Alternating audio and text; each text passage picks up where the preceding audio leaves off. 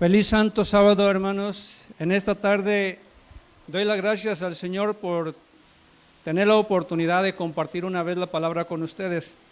Y vamos a comenzar este estudio del libro de Apocalipsis, doblando nuestras rodillas para encomendarnos a nuestro Señor Jesús.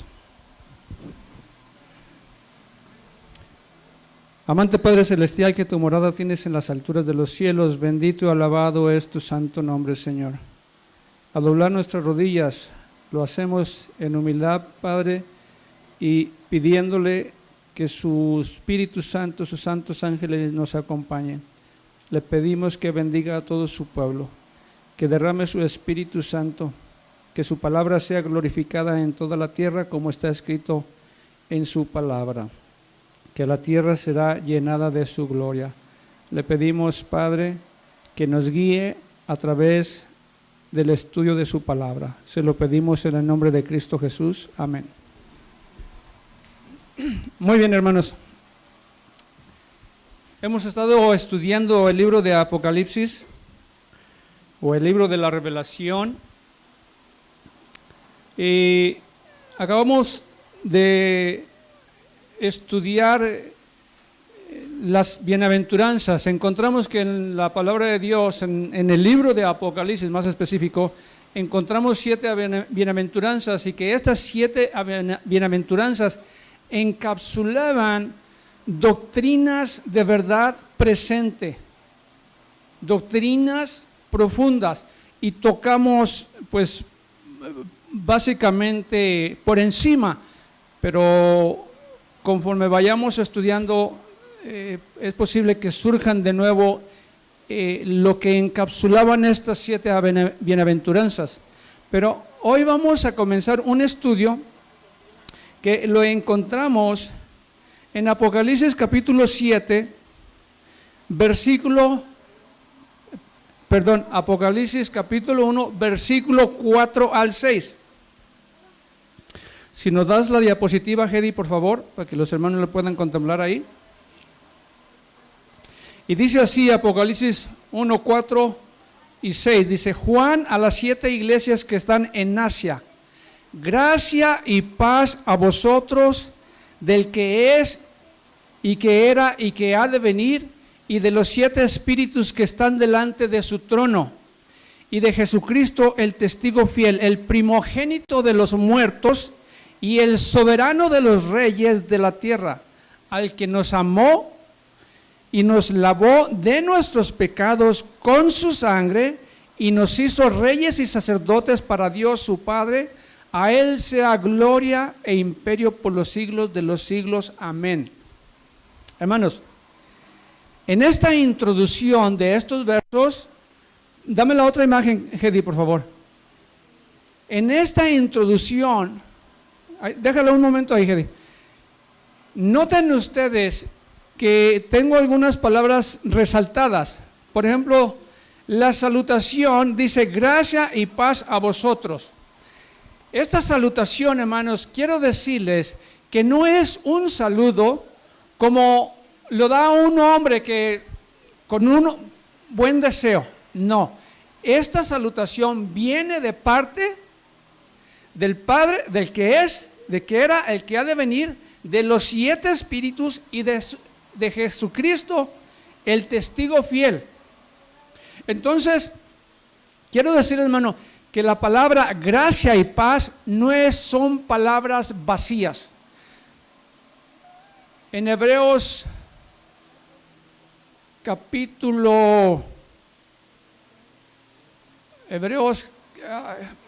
está en el libro de Hebreos, se me acaba de ir el verso de la mente, pero está en el libro de Hebreos, ustedes lo van a recordar ahorita. Dice: la palabra de Dios es viva y eficaz y penetrante. Entonces, estas palabras, gracia y paz, tienen un mensaje de salvación. No es un simple deseo. Gracia y paz. Hay un mensaje ahí que vamos a ver enseguida. Quiero también enfatizar, hermanos, por ejemplo, donde dice el primogénito de los muertos. Vamos a ver otra fase ahí de qué mensaje tenemos cuando dice el primogénito de los muertos, que es Jesucristo el testigo fiel, y el soberano de los reyes, y también que nos lavó de nuestros pecados con su sangre. Vamos a enfocarnos en estas expresiones porque hay un mensaje atrás de todas estas expresiones, hermanos, y vamos a ver otras que no están aquí, pero vamos a comenzar con la expresión gracia y paz. Gracia y paz, cuando el Señor está diciendo gracia y paz, nos está llevando a estudiar la salvación por la gracia. Efesios capítulo 2, versículo 4 y 5, dice: pero Dios, que es rico en misericordia, por su gran amor con que nos amó, aun estando nosotros muertos en pecados, nos dio vida juntamente con Cristo. Por gracia, ¿sois qué? Salvos. Entonces, cuando el Señor está diciendo gracia y paz a vosotros, nos está llevando a que reconozcamos nosotros que por gracia somos salvos, no por nuestras obras. Y nos dice aquí también que aún estando nosotros en pecado, nos dio vida juntamente con Cristo. Si nos remontamos al inicio,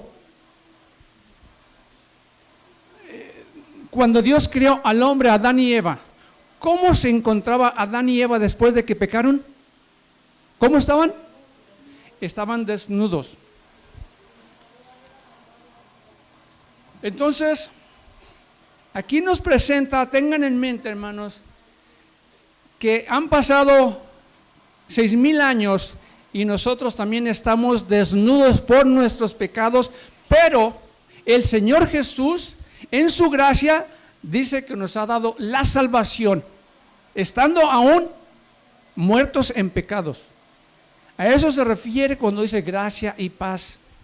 El versículo 8: porque por gracia sois salvos por medio de la fe, y esto no de vosotros, pues es don de Dios, no por obras, para que nadie se gloríe. Que quede bien claro: nadie se salva por buenas obras, nadie se salva por su obediencia, nadie se salva por guardar la ley. No quiere decir que no la tenemos que guardar, la guardamos como fruto o como resultado de ser salvos. Por gracia sois salvos.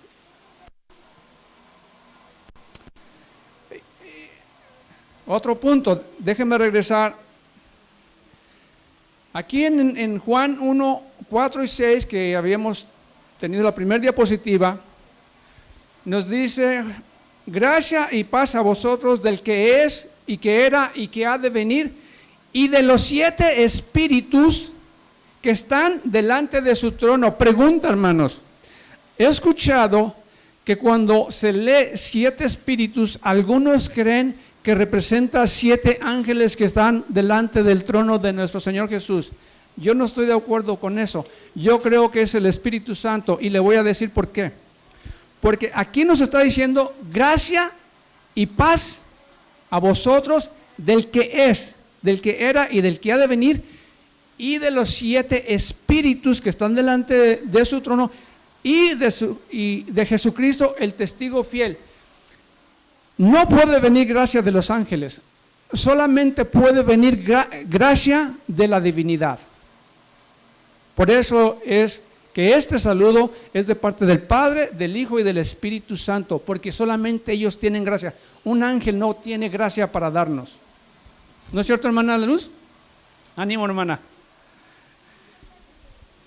Entonces, el Espíritu Santo es parte de esa gracia, porque sin el Espíritu Santo el sacrificio de Cristo no puede ser eficaz, porque el Espíritu Santo tiene que obrar primeramente en nuestro corazón para que venga esa conversión. Y el que no tenga esta experiencia, se puede decir, pues todavía no es salvo, tiene que pasar por esa conversión.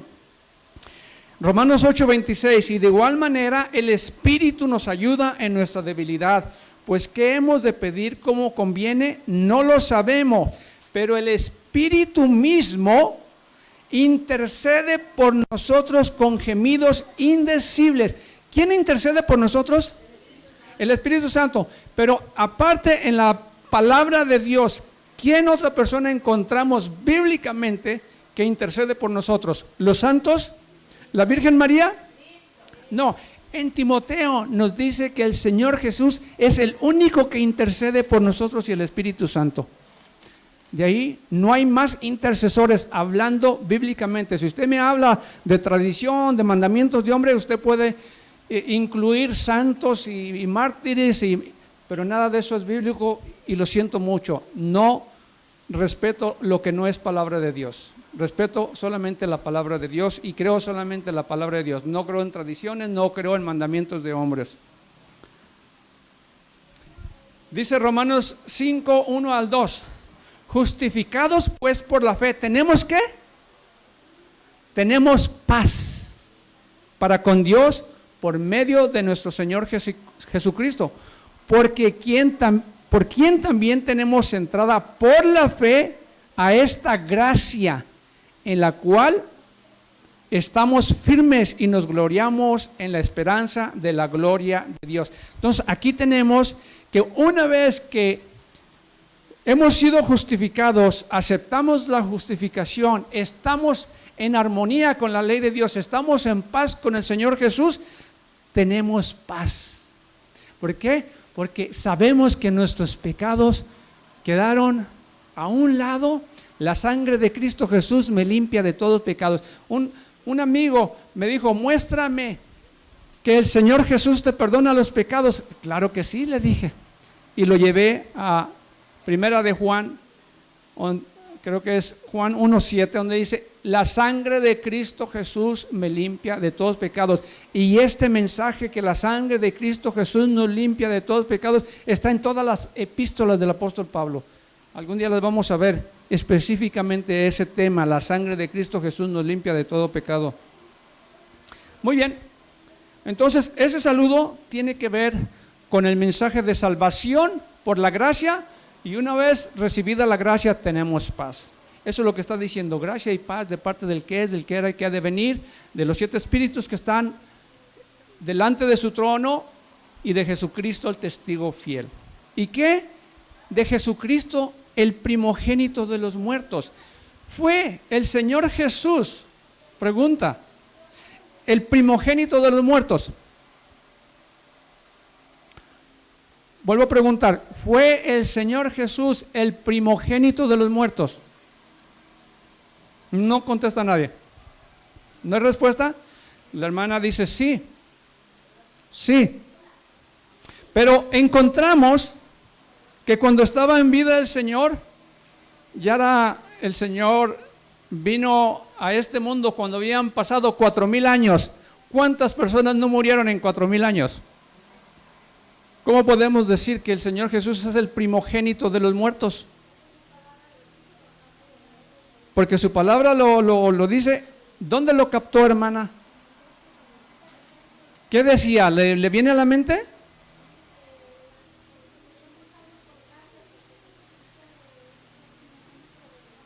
Muy bien.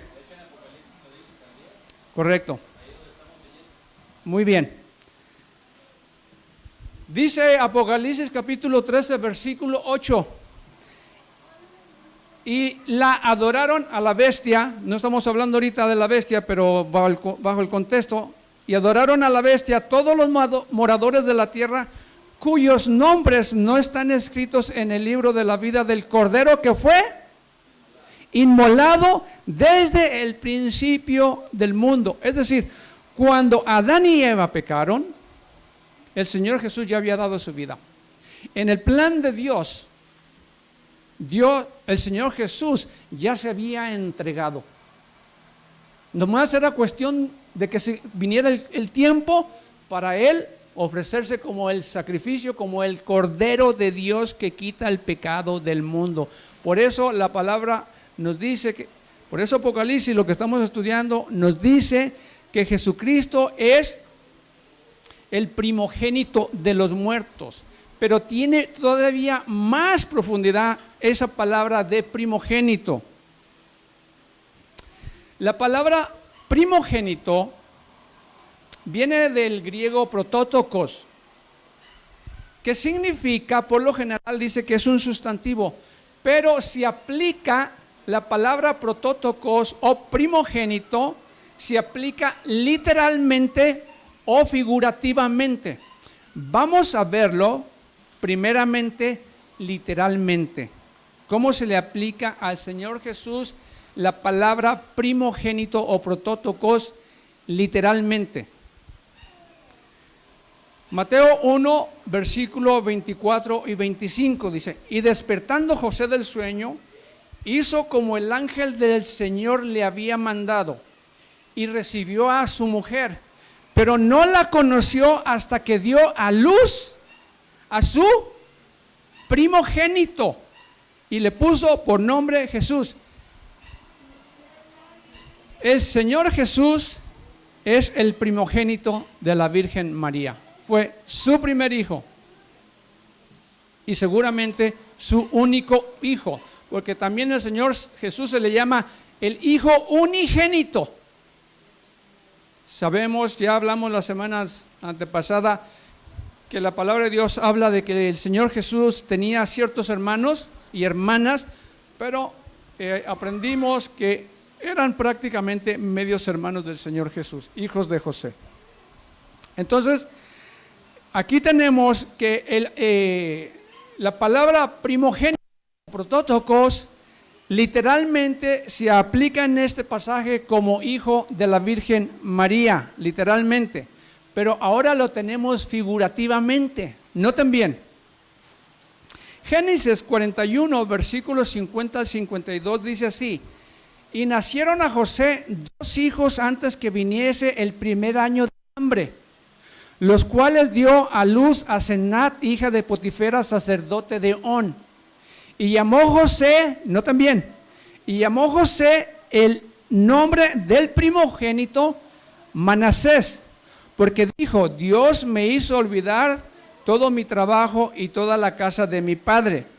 Y llamó el nombre del segundo Efraín, porque dijo: Dios me hizo fructificar en la tierra de mi aflicción. Noten bien, hermanos, ¿quién era el nombre del primogénito? Manasés. ¿Y el nombre del segundo? Efraín. Muy bien.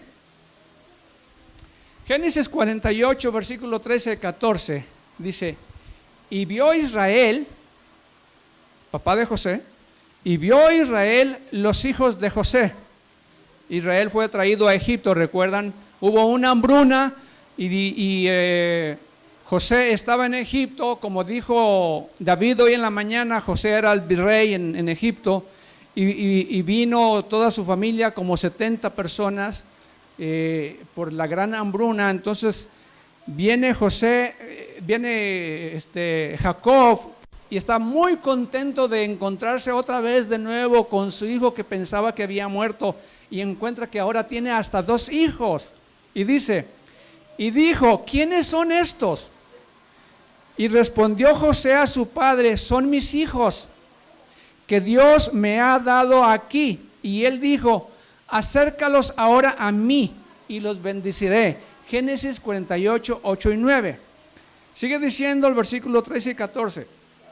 Y los tomó José a ambos, a Efraín a su derecha, a la izquierda de Israel, y a Manasés a su izquierda, a la derecha de Israel, y los acercó a él. Entonces Israel extendió su mano derecha y la puso sobre la cabeza de Efraín, que era el menor, y su mano izquierda sobre la cabeza de Manasés, colocando así sus manos adrede, aunque Manasés era el primogénito. ¿Ven la escena? Visualicen la escena. ¿Cómo fue? Cruzó las manos, así, cruzó las manos, porque el primogénito tenía que quedar a la derecha de Jacob y el menor a su izquierda. Y Efraín, que era el menor, estaba a su izquierda. La bendición principal era para el hijo primogénito, porque el hijo primogénito recibía doble porción y recibía el sacerdocio, ¿recordamos? Pero Jacobo cruza las manos y pone su mano derecha sobre Efraín, el menor. Y José le dice, no, padre mío, así no, déjalo así. Sabía por qué lo estaba haciendo, tenía un significado. Entonces aquí lo que vemos es que el primogénito no necesariamente es el primero que nació, sino el de que tiene más preeminencia. Tenemos otro ejemplo, noten bien. En 1 Samuel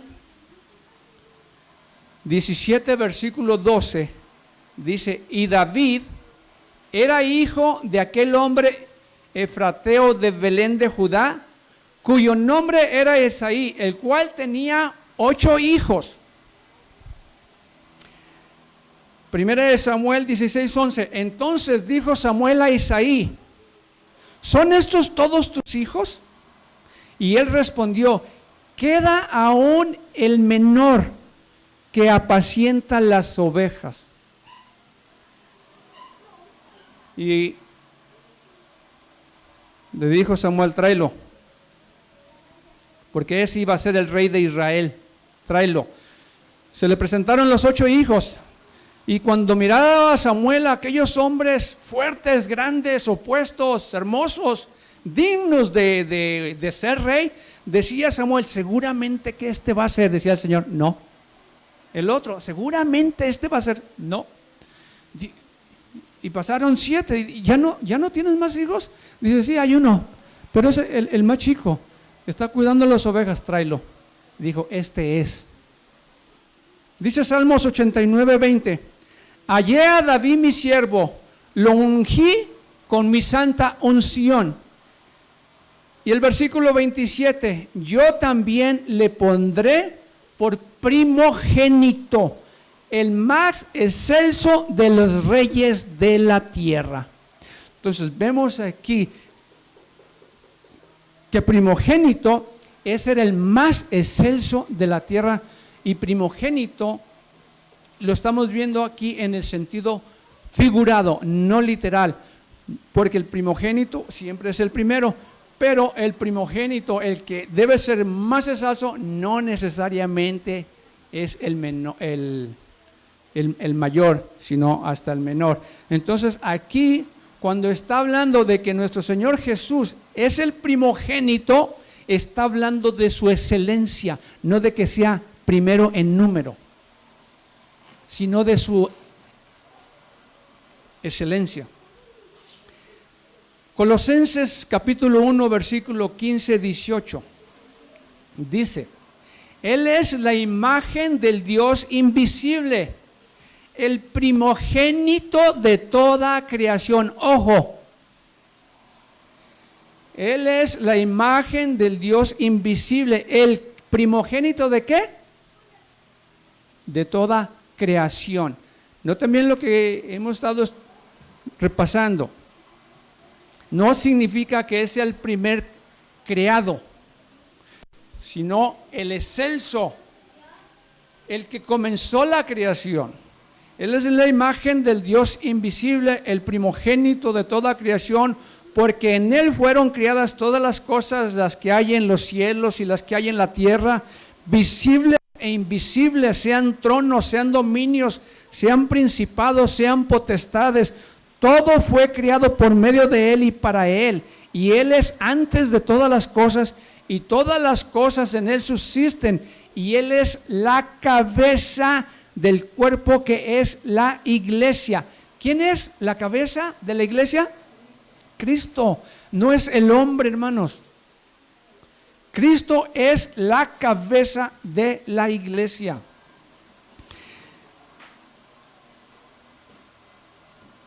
El que es el principio, el primogénito de entre los muertos, para que en todo tenga la preeminencia.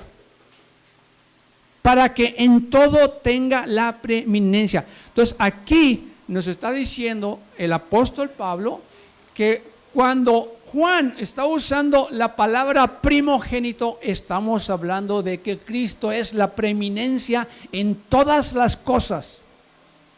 Es profundo este pensamiento. Cristo, la preeminencia de todas las cosas. Y ahora, también nos hablaba de que Cristo es el soberano de los reyes de la tierra. ¿Qué aprendemos bajo esto? En el Antiguo Testamento, hermanos, encontramos que Jehová es el rey eternamente y para siempre. Salmo 10, versículo 16. Jehová es rey eternamente y para siempre. Salmo 10, 16. Isaías 6, 5. Entonces dije, en la visión que tuvo Isaías del templo, estudiamos el libro de Isaías hace 3 meses. Y recuerdan, ustedes han de recordar esta visión que tuvo Isaías. Y dijo, ay de mí que soy muerto, porque siendo hombre inmundo de labios y habitando en medio de pueblo que tiene labios inmundos, han visto mis ojos al Rey Jehová de los ejércitos. Iba a insertar una cita de espíritu de profecía que nos menciona que la visión que tuvo Isaías en el templo, al que ve en el trono es al Señor Jesucristo. Pero dije, lo voy a pasar así porque ahorita vamos a ver otros pasajes que nos lo corroboran. Isaías 43, 15. Yo Jehová, santo vuestro, creador de Israel, vuestro rey. Pues aquí encontramos el Antiguo Testamento enfáticamente nos dice que Jehová del Antiguo Testamento es el rey. Pero lo que estamos estudiando bajo estos versos principales que comenzamos, les quiero decir algo.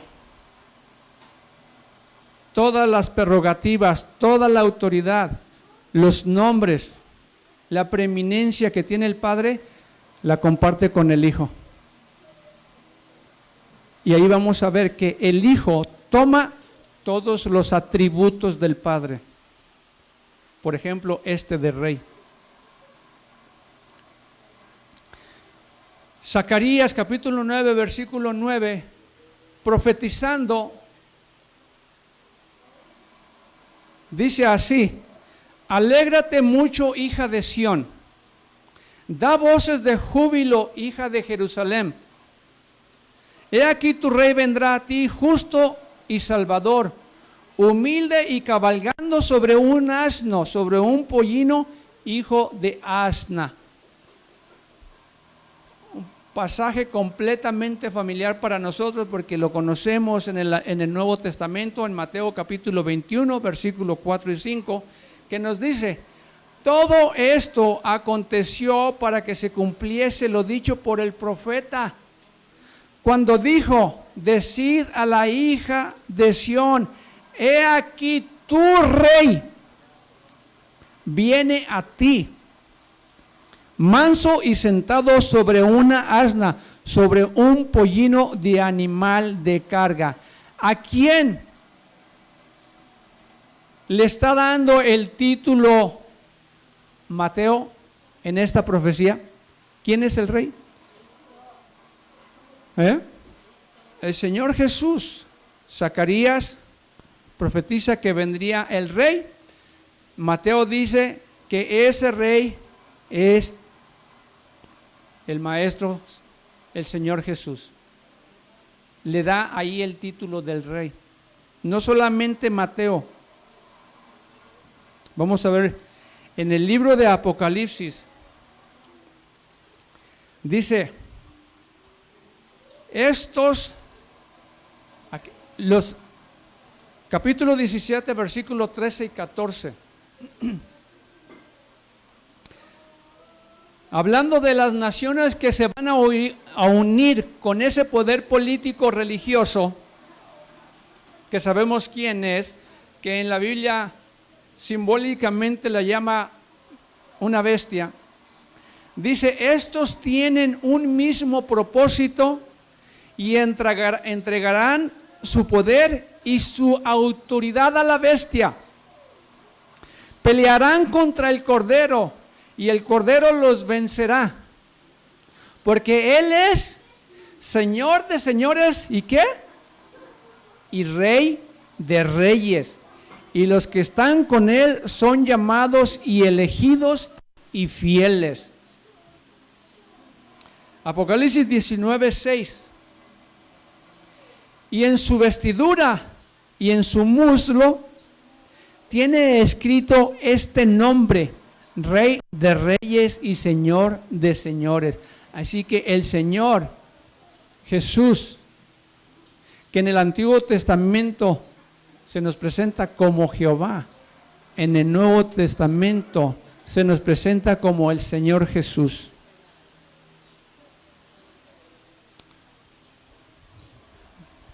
Dice Juan capítulo 1, versículo 44 y 49,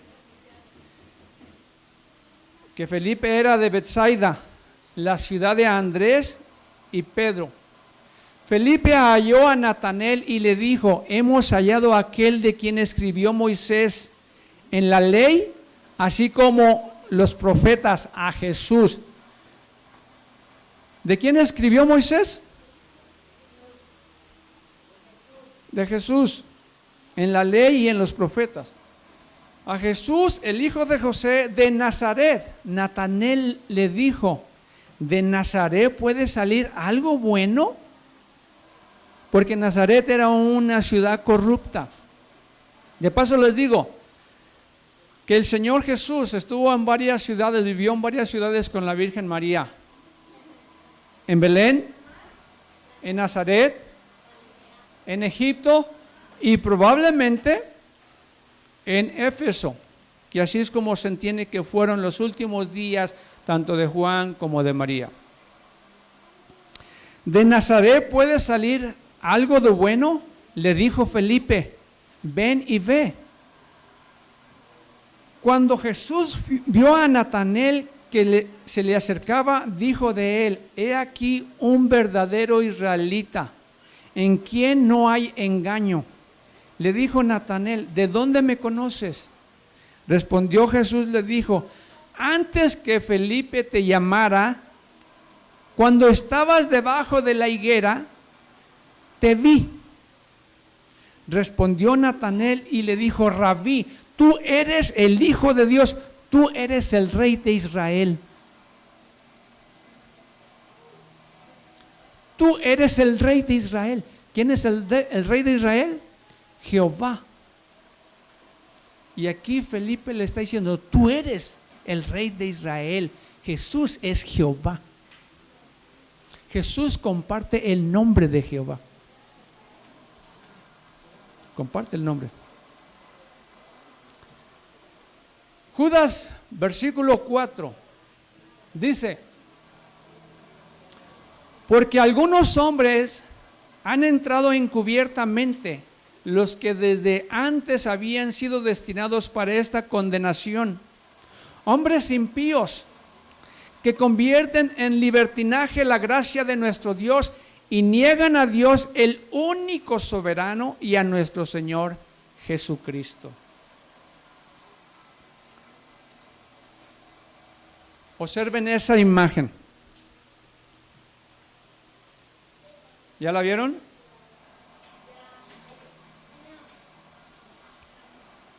¿Ya observaron bien esa imagen? ¿Sí? Muy bien. Enciclopedia Católica, tomo 3, página 139, artículo Papa.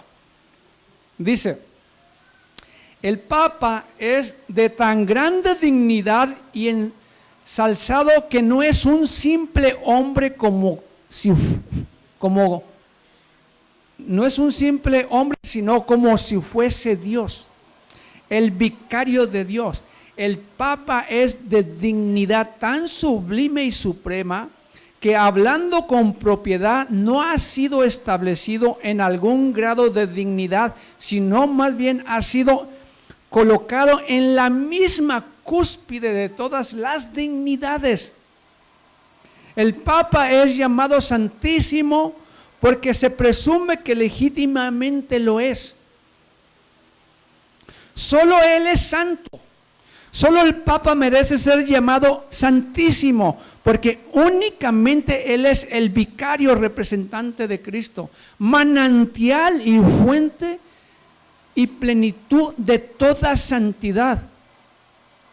El Papa es el monarca divino, emperador supremo, rey de reyes y señor de señores.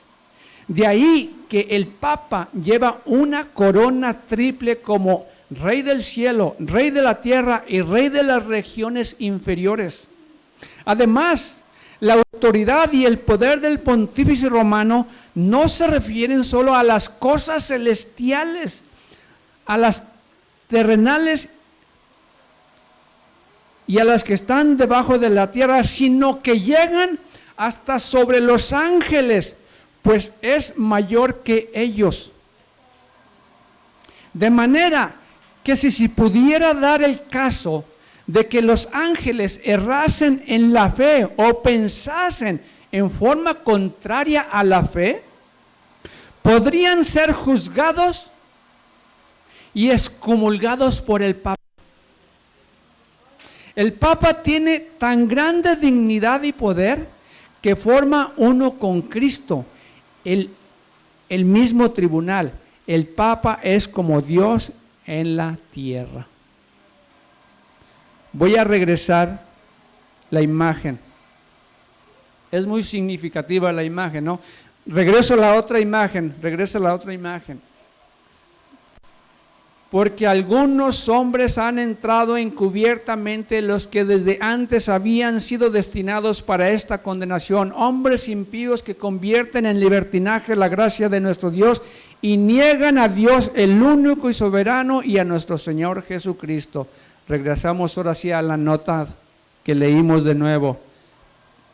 ¿Qué les parece esa nota, hermanos?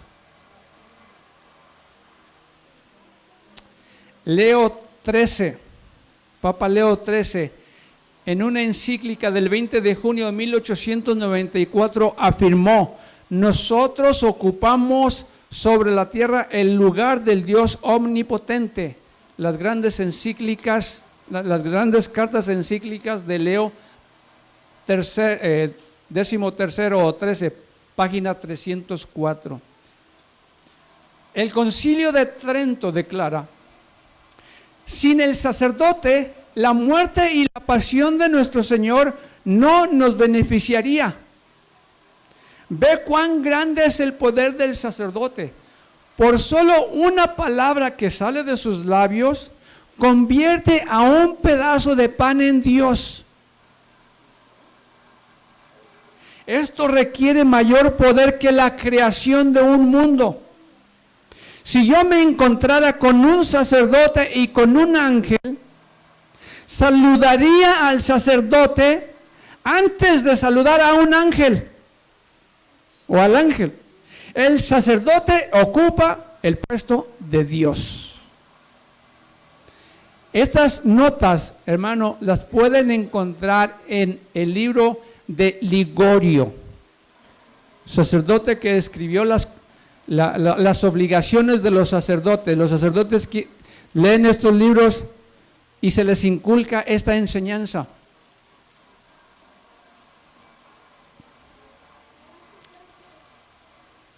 Apocalipsis capítulo 15:4 dice sobre el Señor: ¿quién no te temerá, oh Señor, y glorificará tu nombre?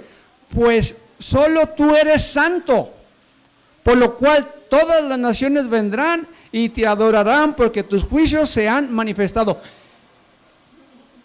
Solo el Señor Jesús es santo, hermanos. El hombre que tome la prerrogativa de decirse su santidad es una blasfemia delante de Dios. ¿Sí, hermana? Tome un micrófono para que se escuche. Rápido, hermana. Tenemos 14 segundos. O dígalo fuerte.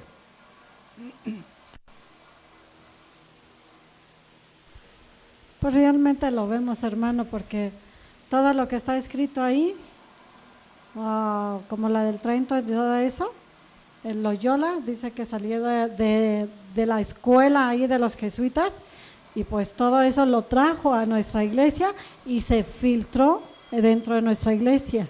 ¿Y qué está pasando ahorita? Hay muchas cosas que no se pueden predicar por lo mismo. Sí, pero nosotros no creemos eso. Claro que no. No, esa enseñanza no está entre nosotros, esa enseñanza está en el sistema católico. Escuchen bien, en el sistema católico. Dice Segunda de Tesalonicenses 2, 3 y 8. Nadie os engañe en ninguna manera, porque no vendrá el Señor Jesús sin que antes venga la apostasía y se manifieste el hombre de pecado, el hijo de perdición, el cual se opone y se levanta contra todo lo que se llama Dios o es objeto de culto, tanto que se sienta en el templo de Dios como Dios, haciéndose pasar por Dios. ¿No os acordáis que cuando yo estaba todavía con vosotros os decía estas cosas? Y ahora vosotros sabéis lo que detiene, a fin de que a su debido tiempo se manifieste. Porque ya está en acción el misterio de iniquidad, solo que hay quien al presente lo detiene hasta que él a su vez sea quitado del medio, y entonces se manifestará aquel inicuo a quien el Señor matará con el espíritu de su boca y destruirá con el resplandor de su venida. Lo cual este pasaje nos dice que este sistema que estamos hablando ahorita va a permanecer hasta la venida de nuestro Señor Jesús, pero que está usurpando el lugar de nuestro Señor. Si alguien escucha que no es este tema, que no es adventista, le pido por favor que considere seriamente esto que estamos diciendo ahorita. Se los pido por favor que considere, no lo deje pasar así a la ligera.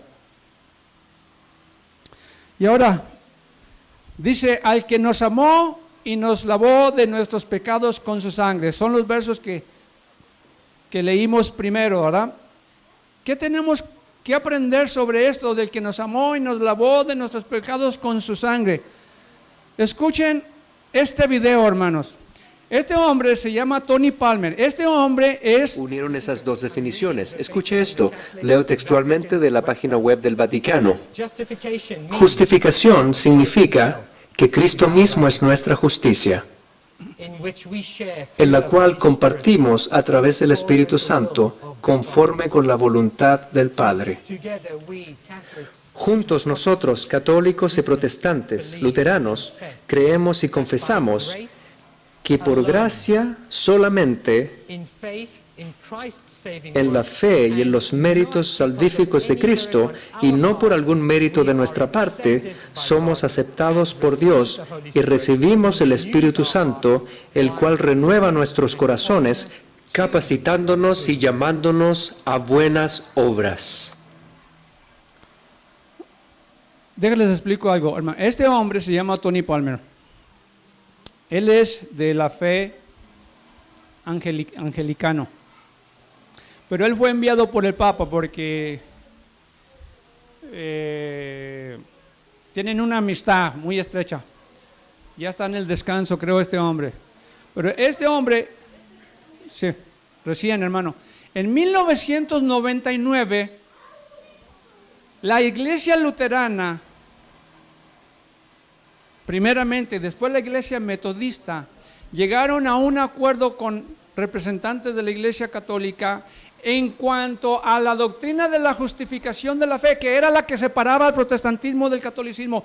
Fue aquella doctrina en donde se llevó a cabo esa separación, porque Martín Lutero dijo, el justo por la fe vivirá, no somos salvos por las obras. La Iglesia Católica dijo, somos salvos por las obras, y se llevó a aquella división. Pues ahora, en 1999, ya se dieron las manos, y la Iglesia Católica dice, está bien, somos salvos por la fe, para buenas obras. Pero ya se están uniendo. Y él aquí está en una reunión de representantes pentecostales evangélicos, donde los está invitando, le está diciendo, hermanos, ya no hay protesta. Los luteranos, los metodistas, ya firmaron. Y les está haciendo el llamado a ellos, únanse. Y les dio un tema ahí,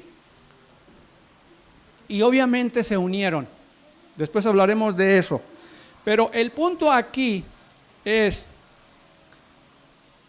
que si bien es cierto que la Iglesia Católica dijo, estamos de acuerdo, somos salvos por la fe, por la gracia, ya no es por las obras, estamos de acuerdo. Pero hermanos, déjate recuerdo algo.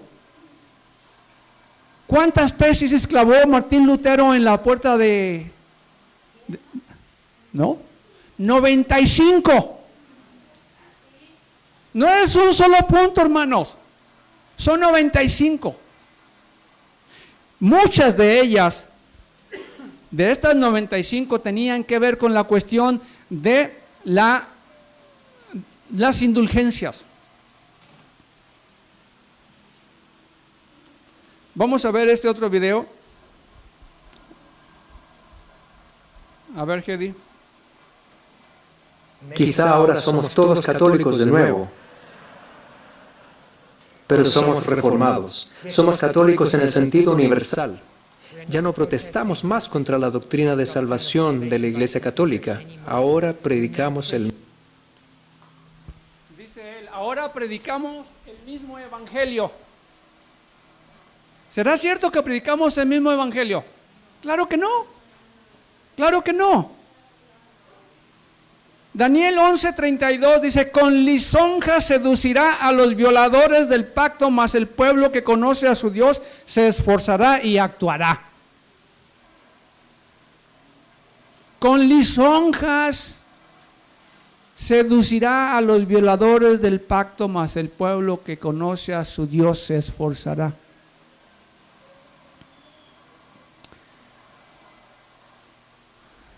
La Iglesia Católica cree que no era necesario que el Señor Jesús derramara su sangre, que con su vida, sus buenas obras era suficiente para salvarnos. Y de hecho, es tanto así que la doctrina del purgatorio dice que a aquellos que serán salvos tienen que pasar por el purgatorio. ¿Para qué? Para purificar sus almas del pecado, lo cual significa que la sangre de Cristo Jesús no es suficiente. Por eso estamos leyendo estos versículos que dicen que nos amó y nos lavó de nuestros pecados con su sangre. No es suficiente que el cordero fuera sacrificado. La sangre tenía que ser llevada al lugar santo. La sangre tenía que ser llevada al lugar santísimo para lograr a cabo el perdón y la erradicación del pecado. Pero la Iglesia Católica, estoy hablando del sistema, del clero, no cree que sea necesaria el derramamiento de sangre. Y como prueba tenemos esto, y no solamente ellos creen que aún los santos tienen el poder de sus méritos que ellos hicieron, impartirlos a aquellos que están aquí en la lucha en la tierra. Sus obras, sus méritos. Vamos a ver este otro video, Hedy.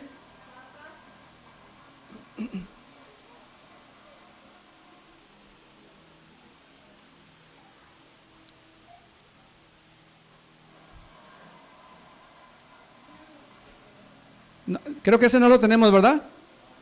No, ok, bueno, lo vamos a pasar. Muy bien. Vamos a ver qué dice la palabra de Dios en cuanto... Cito, la Iglesia oficialmente reconoce que el pueblo de Israel sigue siendo depositario de las promesas. En ningún momento dice, perdieron el partido, ahora nos toca a nosotros. Es un reconocimiento al pueblo de Israel.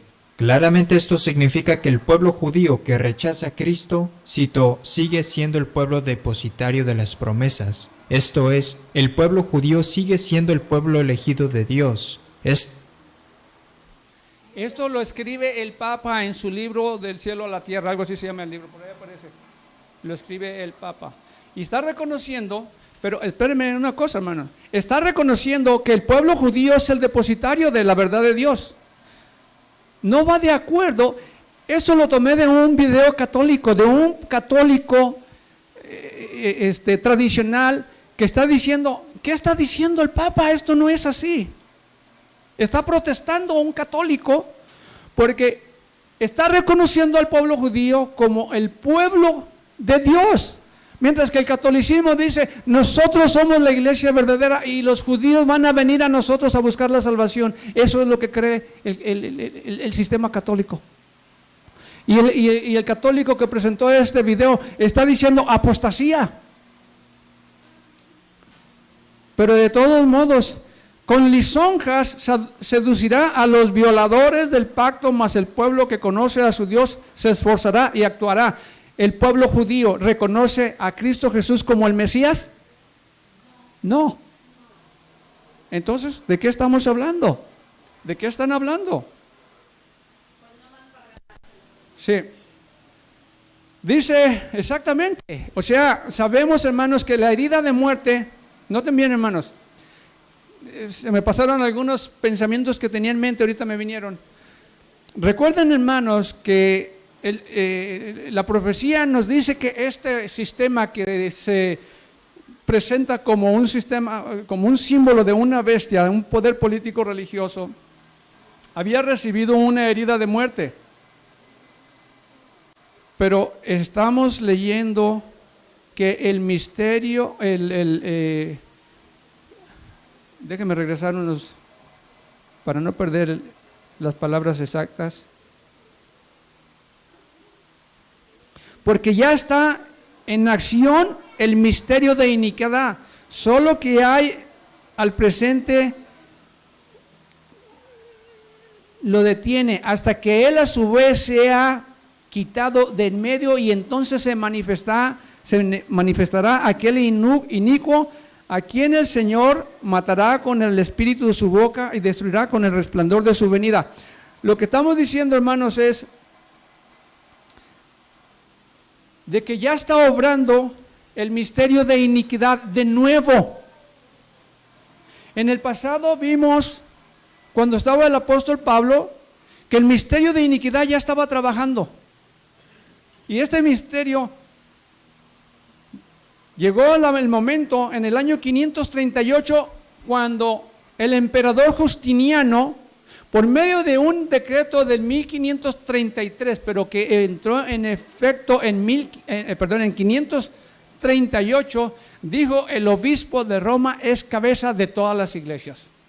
El misterio de iniquidad estaba trabajando, pero sabemos que desde 538 a 1798, de acuerdo a la profecía, tendría poder por 1200 años y sufriría una herida de muerte, 1798.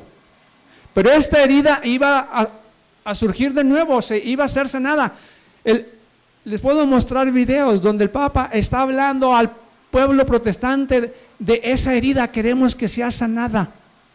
Y ya se están dando las manos, ya se dieron las manos, ya no hay quien proteste, ya se dieron las manos. Entonces ya está obrando de nuevo el misterio de iniquidad, hermanos, para otra vez tener el control de todo el mundo. Pero regresemos a lo que dice la palabra en cuanto a la sangre de nuestro Señor Jesús. Primera de Juan capítulo 1, versículo 7. Pero si andamos en luz como Él está en luz, tenemos comunión unos con otros, y la sangre de Jesucristo, su Hijo, nos limpia de todo pecado. Levíticos 17:11. Porque la vida de la carne en la sangre está, y yo os la he dado para hacer expiación sobre el altar por vuestras almas, y la misma sangre hará expiación de la persona. Es la sangre la que hace expiación de la persona. Hebreos 9:12.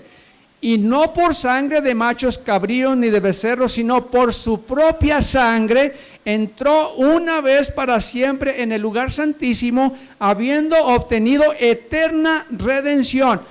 Una vez y para siempre. No tenía que llevarse a cabo, repetirse este sacrificio. Cuando Moisés en la roca, cuando venía en el desierto que no tenían agua, el Señor le dijo: golpea la roca, símbolo de Cristo. Moisés la golpeó 2 veces y por eso tuvo que morir Moisés, porque el sacrificio de Cristo no puede ser repetido, es solamente una sola vez y para siempre. Pero en el sistema católico, en cada misa lo siguen crucificando y por eso lo tienen crucificado. Todavía lo tienen crucificado. El Señor fue crucificado, fue enterrado y resucitó al 3er día. La sangre de Cristo Jesús nos limpia de todo pecado. Yo soy el alfa y el omega. El Señor Jesús dijo: yo soy el alfa y el omega. Alfa y omega aparece 4 veces en la Escritura, en Apocalipsis. Lo voy a leer rapidito, porque ya se me acabó el tiempo.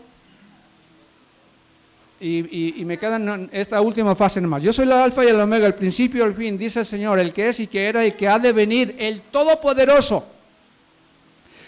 ¿Recuerdan en el inicio de nuestro pasaje? Leímos también que el Señor es el Todopoderoso, pero bueno. Dice: yo estaba en el Espíritu en el día del Señor, el día del sábado, y oí detrás de mí una gran voz como de trompeta que decía: yo soy el alfa y el omega, el primero y el último. Escribe en un libro lo que ves y envíalo a las 7 iglesias que están en Asia, a Éfeso, Esmirna, Pérgamo, Tiatira, Sardis, Filadelfia y Laodicea. Apocalipsis 1:11. Y me dijo: hecho está, yo soy el alfa y la omega, el principio y el fin. El que tuviere sed, yo la daré gratuitamente de la fuente del agua de la vida. Apocalipsis 21:6. Yo soy el alfa y la omega, el principio y el fin, el primero y el último. Bienaventurados los que lavan sus ropas para tener derecho al árbol de la vida, para entrar por las puertas de la ciudad. Gedi, me quedan este último segmento, si quieres lo termino para la siguiente o lo puedo terminar de una vez. Bueno, entonces tenemos 4 pasajes en Apocalipsis que nos dice que Él es el alfa y la omega, el principio y el fin. ¿Qué es alfa y omega, hermanos? Principio y el fin. Alfa es la primera letra del alfabeto griego. Omega es la última. Principio y fin. Yo soy el principio y el fin. Prácticamente es lo mismo. Y nos dice aquí Apocalipsis 1:8. Yo soy el alfa y la omega, principio y fin, dice el Señor, el que es y que era y que ha de venir. ¿El qué? Termine la frase. ¿Y el qué? El Todopoderoso. Ahora, fíjese bien, hermanos. Aquí nos está diciendo que el alfa y el omega, el principio y el fin, el que es y que era y que ha de venir, es el Todopoderoso. El Todopoderoso, tengo el pasaje ahí en griego y lo tengo subrayado donde dice el Todopoderoso. Todopoderoso es la palabra Prantocator. Ahí dice Prantocator, eso es el Todopoderoso. Prantocator o el Todopoderoso, algo muy interesante, hermano, aparece 7 veces en el Apocalipsis. Así como aparecen 7 iglesias, 7 lámparas, 7 7 trompetas, también el Todopoderoso aparece 7 veces, no los vamos a estudiar, pero ahí están los pasajes, Apocalipsis 1:8, 4:8, 11:17, 15:3, 16:7, 19:6, 21:22. Pero queremos saber quién es el Alfa y la Omega y quién es el Todopoderoso, quién es el principio y el fin, a quién se aplica, al Padre o al Hijo. Pero no también. Yo estaba en el Espíritu en el día del Señor, el día del sábado, y oí detrás de mí una gran voz, como voz de trompeta, que me decía, yo soy el Alfa y el Omega. Escuchen bien, está hablando una voz. El primero y el último. Escribe en un libro lo que ves y envíalo a las 7 iglesias que están en Asia, a Éfeso, Esmirna, Pérgamo, Tiatira, Sardis, Filadelfia y Laodicea. Y me volví para ver la voz que hablaba conmigo. Y vuelto vi 7 candeleros de oro y en medio de los 7 candeleros a uno semejante ¿de qué? Semejante al Hijo del Hombre, vestido de una ropa que llegaba hasta los pies y ceñido por el pecho con un cinto de oro. Su cabeza y sus cabellos eran blancos como blanca lana, ¿sí? O como nieve, sus ojos como llama de fuego, sus pies semejantes al bronce bruñido, refulgente como un horno y su voz como un estruendo de muchas aguas. Tenía en su diestra 7 estrellas, de su boca salía una espada aguda de 2 filos, y su rostro era como del sol cuando resplandece en sus fuerzas.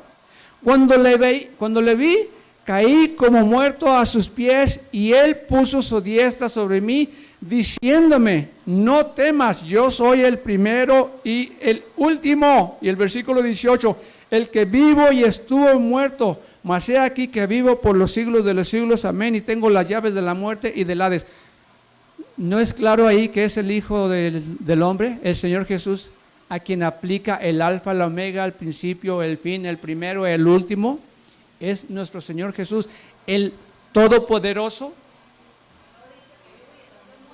Exactamente, ese es el punto clave, el que vivo y estuve muerto.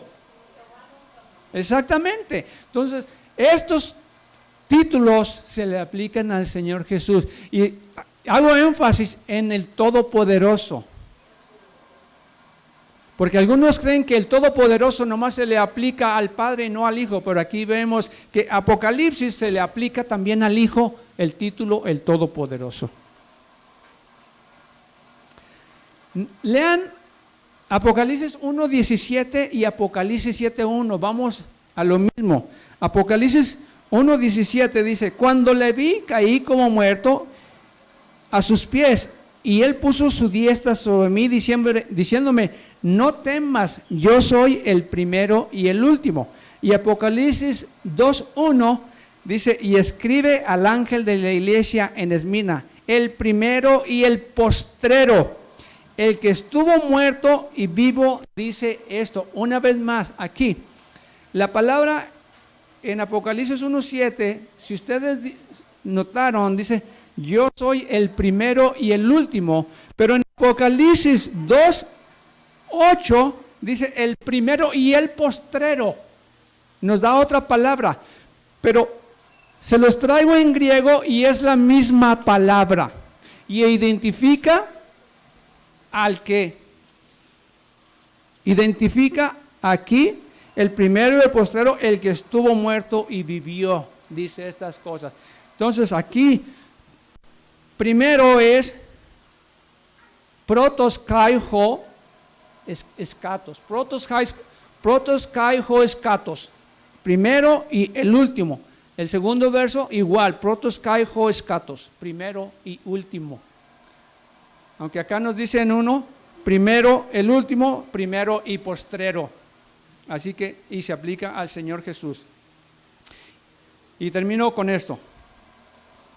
Y el que estaba sentado en el trono dijo, he aquí, yo hago nuevas todas las cosas. Y me dijo, escribe porque estas palabras son fieles y verdaderas. Y me dijo, hecho está, yo soy el alfa y la omega, el principio y el fin. Al que tuviere sed, yo la daré gratuitamente de la fuente del agua de la vida. ¿Se acuerdan, hermanos, en aquella ocasión cuando el Señor Jesús se encontró con aquella mujer samaritana y le dijo el Señor Jesús, dame agua a beber. Dice, ¿cómo tú siendo judío me pides a mí agua?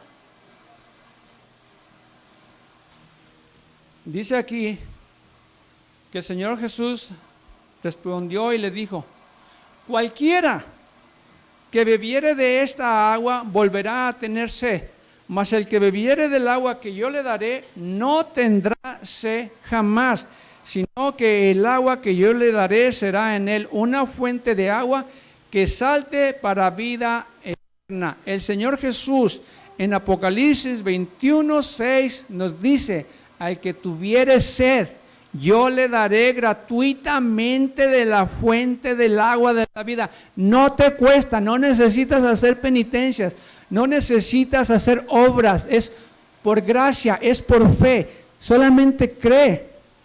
Ese es el mensaje.